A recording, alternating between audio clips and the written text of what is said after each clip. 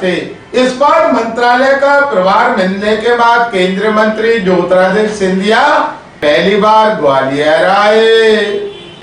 केंद्रीय नागरिक उड्डयन और इस्पात मंत्री ज्योतिरादित्य सिंधिया इस्पात मंत्रालय का प्रभार ग्रहण करने के बाद पहली बार ग्वालियर आए।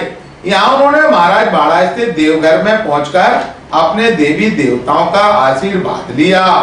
मीडिया ने चर्चा कर केंद्रीय मंत्री सिंधिया ने इस्पात मंत्रालय का अतिरिक्त प्रभार मिलने के बाद प्रधानमंत्री नरेंद्र मोदी, राष्ट्रीय अध्यक्ष जेपी नड्डा और गृह मंत्री अमित शाह को धन्यवाद दिया। उन्होंने कहा कि मैं उनके विश्वास पर खरा उतरने की कोशिश करूंगा।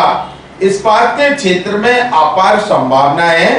देश में 120 मैट्रिक टन उत्पादन को हमें बढ़ाना होगा। सिंधिया का कहना है कि देश की जीडीपी में इस्पात की महत्वपूर्ण भूमिका है। ग्वालियर अभी तक से चर्चा के दौरान केंद्रीय मंत्री ज्योतिरादित्य सिंधिया ने कहा, पहले तो प्रधानमंत्री जी नरेंद्र मोदी जी को, हमारे राष्ट्रीय अध्यक्ष आदरणीय जेपी नड्डा साहब को, गृह मंत्री अमित शाह जी को तहे दिल से मैं धन्यवाद अर्पित करना चाहता हूं। जो विश्वास उन्होंने जताया है, एक अतिरिक्त जिम्मेदारी दी है मुझे राष्ट्र के इस्पात मंत्रालय का। मेरी पूरी कोशिश होगी कि उन तीनों के आकांक्षाओं, उनके विश्वास पर खरे उतरने की। राष्ट्र में संभावनाएं अपार हैं इस्पात के क्षेत्र में भी। आज भारत पूरे विश्व में द्वितीय नंबर पर है इस्पात के उत्पादन में, और हमारी विचारधारा है कि आने वाले 6-8 सालों में देश में जो 120 मिलियन मैट्रिक टन का उत्पादन होता है उसको हमें दोगुना करना होगा 240 तक। देश में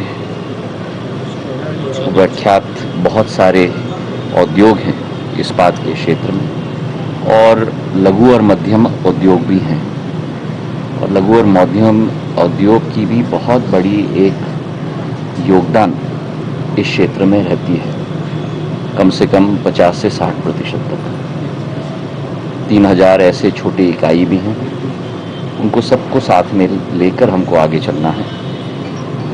हमारे घरेलू उत्पादन के दर जीडीपी का करीब 2% भाग इस्पात का क्षेत्र डायरेक्टली है, पर इनडायरेक्टली इसमें बहुत एक योगदान राष्ट्र की आर्थिक उन्नति और विकास में रहती है। हर एक क्षेत्र इस्पात का इस्तेमाल करता है।